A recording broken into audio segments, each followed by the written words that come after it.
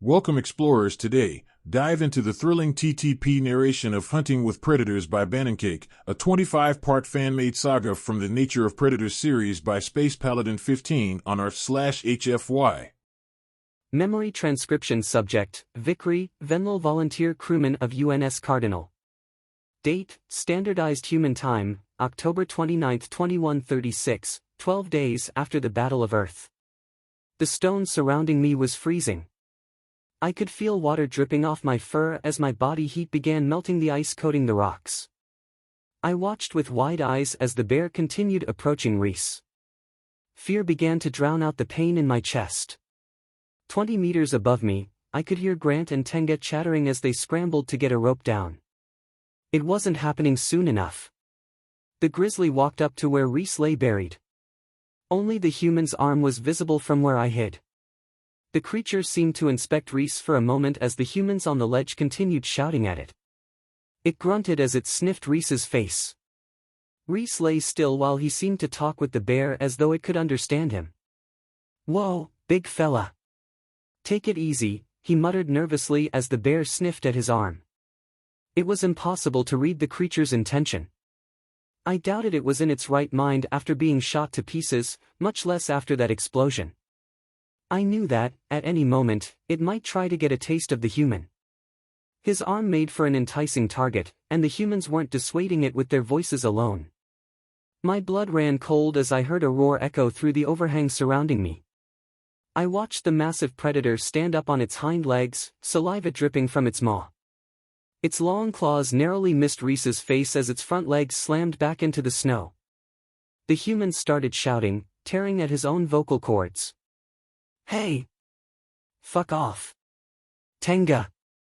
Never in my entire life had I felt more useless, more pathetic than I did in that moment. I was frozen, cowering in a hole. I wanted to curl up and close my eyes until it was all over.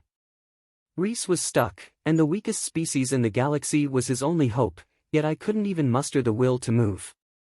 Then I heard Reese scream.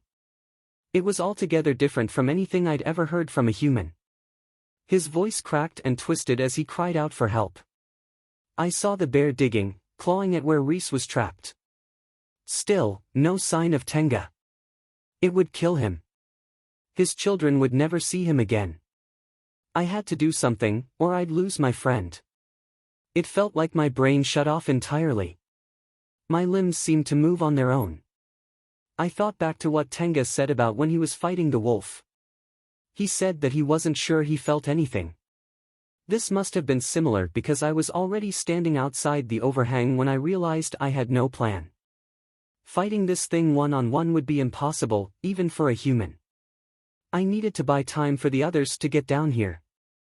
I picked up a sharp rock and hurled it at the beast. Of course, it missed wildly, landing in the forest beyond. Regardless, it had the desired effect. The bear turned toward me, and that resolve I'd mustered quickly evaporated. A rope came down behind me. Grant's voice barreled down the cliff face. "Run!" I bolted with every bit of strength I could push out of my legs back toward the overhang, screaming at the top of my lungs. I scrambled inside as I heard a roar fast approaching behind me. As I dove through the hole, the jagged rocks covered me in cuts and bruises. The grizzly was just outside. This space was much too small for it to fit in, but that certainly didn't stop it from trying. I kicked and clawed as I pinned my back to the wall behind me, creating as much space as possible between me and the giant paws reaching into the overhang in front of me. The predator let out raspy growls as it reached toward me with its massive claws. I could hear the fluid in its lungs with every breath it took. It was getting far too close. One good swipe of those claws could kill me outright. I pulled my legs in as I called out, "Tenga!" Pain shot through my ribs, and I clutched my side. Suddenly, the grizzly withdrew its paws and turned its back to me. Confused, I opened my eyes. I looked past the giant predator to see Lucky pacing back and forth in front of the bear as she barked and snarled. The bear roared back, and the canid snapped into a crouched position, barking repeatedly. The bear lunged away from the overhang, and Lucky darted in one direction, still growling at the creature. She was much too quick for the wounded grizzly. If I could have moved that fast, my plan might have worked out a lot better. I heard a shrill whistle cut through the noise of the standoff, followed by a dense thud as a spear hit the creature. It roared out in pain as it turned its attention to the left.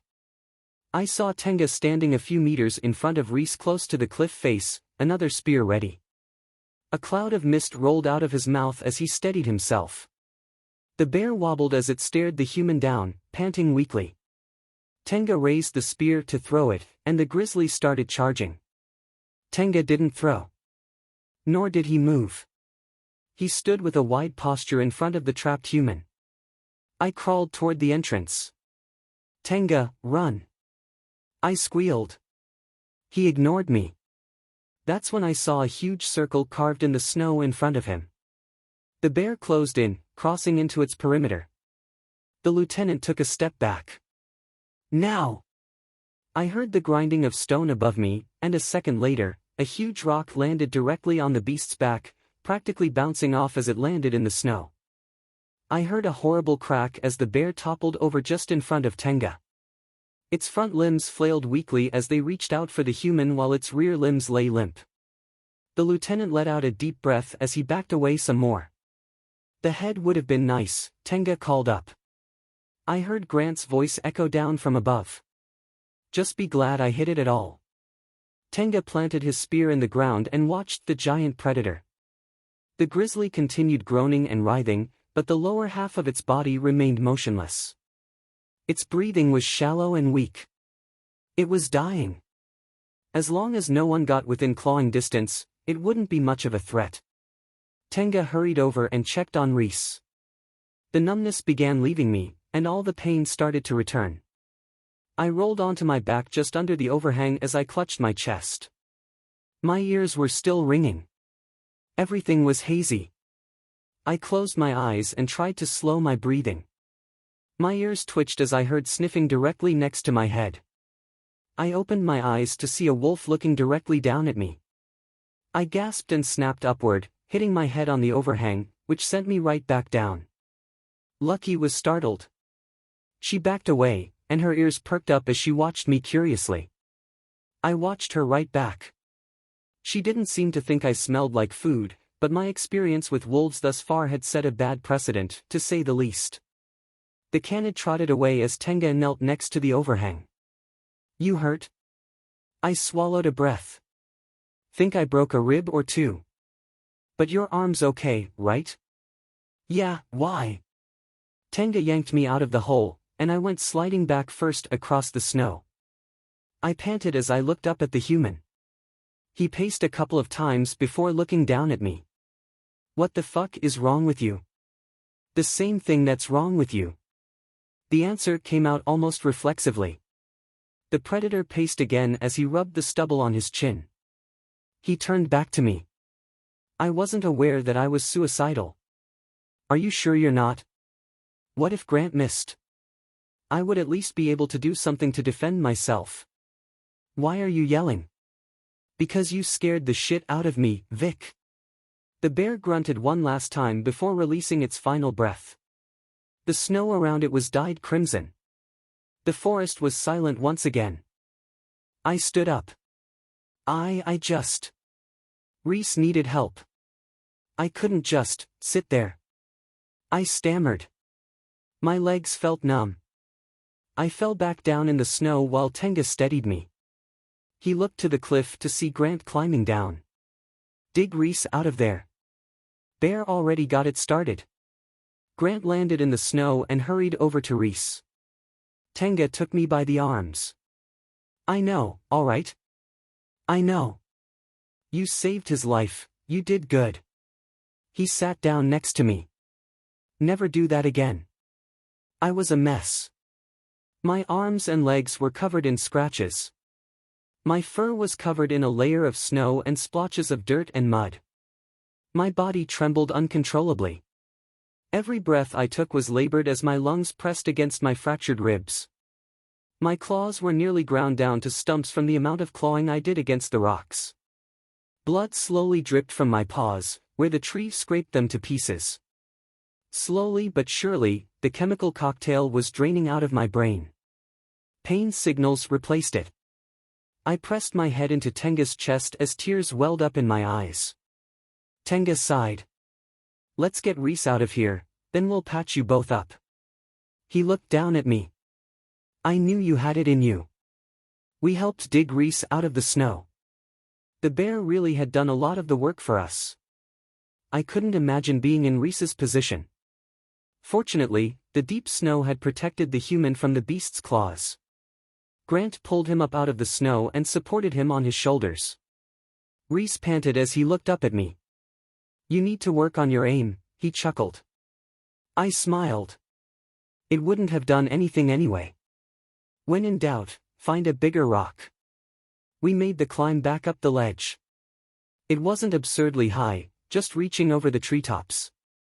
However, the humans decided it'd be best if they helped me up in a makeshift harness. My ribs ached, but the climb was far more manageable. The humans seemed surprisingly adept at this. They practically pulled themselves up with their arms alone. We arrived at the top to see Querek and Sigra waiting. Why the Gojid was still here was a mystery to me, but then again, where would she go? As Grant unfastened the rope from a nearby tree, I looked toward the crash site. The forest was burning, sending a giant pillar of smoke into the sky. Even after all this time, there were probably hundreds of wrecks still in degrading orbits, slowly making their way into Earth's atmosphere. The destruction would continue for days to come. I looked down at the carcass below. Strangely, though it had tried to kill us, it was hard not to feel sorry for the beast. It wandered around full of holes for hours, and it took a rock nearly breaking it in half before it was finally at peace. Lucky had, once again, disappeared. Had it not been for those precious seconds she bought me, I might have gotten mauled. Reese's injuries were fortunately limited to cuts, bruises, and a massive headache. Grant and Tenga bandaged us both. There were plenty of wrappings from Sigra's pack that could supplement our dwindling supply. Grant got sick of trying to find every cut on my arms and wrapped them up entirely, including my paws. Grant wrapped them in a way that preserved some dexterity, but tasks requiring fine motor control would be impossible. My legs were a bit better off, but they were still striped with white wrapping. Under them, my gray fur was quickly becoming black and velvet. The hope of finally getting a bath was becoming a better and better motivator. While we recuperated, we all sat in a row against the ridge, looking out at the burning pines in the distance. Grant tied the last bandage and sat beside me. The pain was agonizing. I kept my breathing as shallow as I could. Grant took an empty cloth first aid bag and stuffed it full of snow. He tied it shut and handed it to me. "That's the best painkiller I can give you. Just stay warm."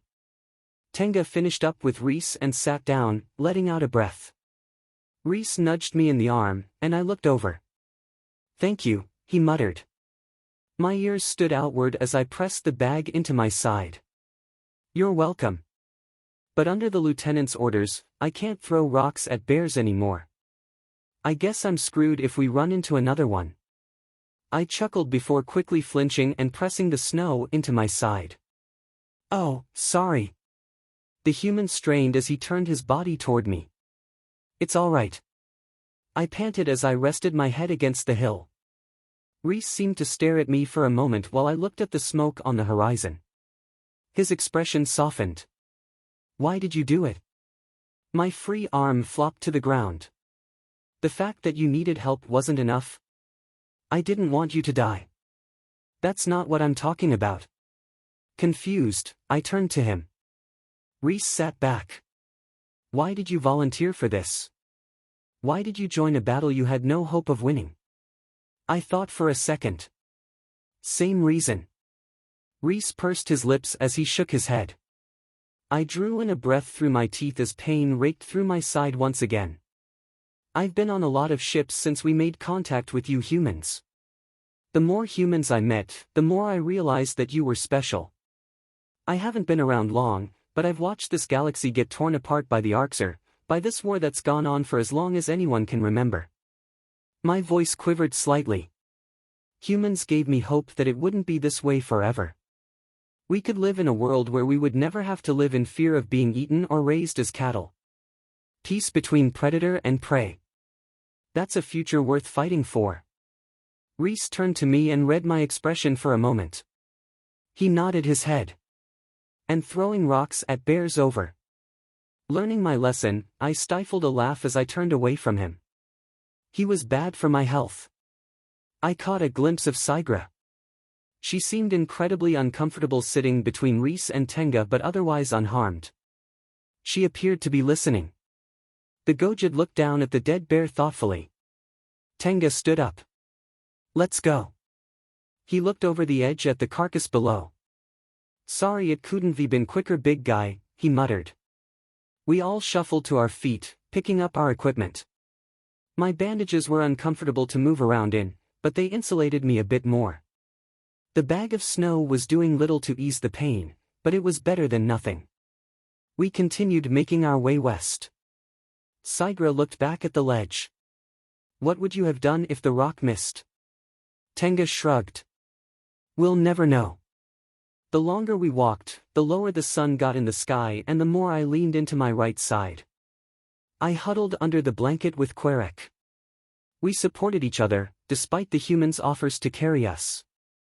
They needed a break. We could see the weight starting to wear them down. They were already carrying everything.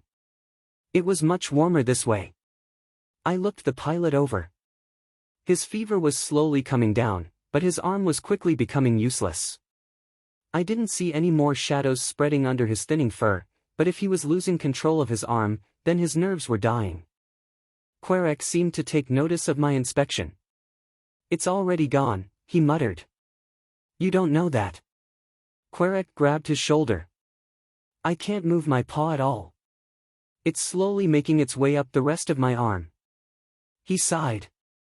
I think I'm okay with never flying again. My ears lowered slightly. You're one of the first of our kind to be able to keep up with a human in a spacecraft. Querek's face twitched slightly as he looked down at the ground. That's just not true. As soon as we had no artificial gravity, I was useless. It was worth a shot, but...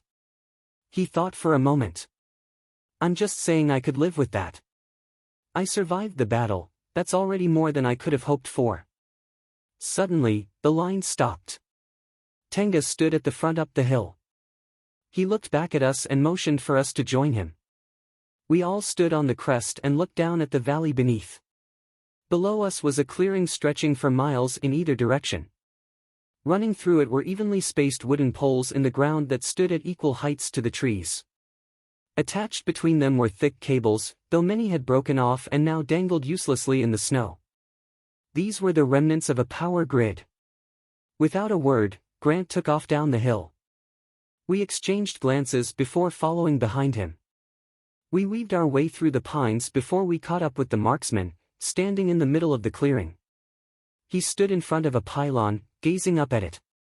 It was the first man-made structure we'd seen that wasn't a wreck since we landed. Cables from the crooked pole limply twisted in the wind.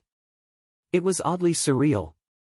Next to me, Reese began digging in the snow with his boots. Tenga joined in. After displacing a few inches of powder, the surface beneath was revealed. Black tarmac. The humans all looked at each other as they formed a circle around the hole. They smiled. The smile quickly turned to laughing and cheering as they huddled together and started jumping up and down. We found a fucking road. Grant yelled out. I laughed as I watched them and quickly regretted it, clutching my side. The laughter and cheering died down. The humans caught their breath as they looked around. Reese swallowed a breath. So, which way do we go?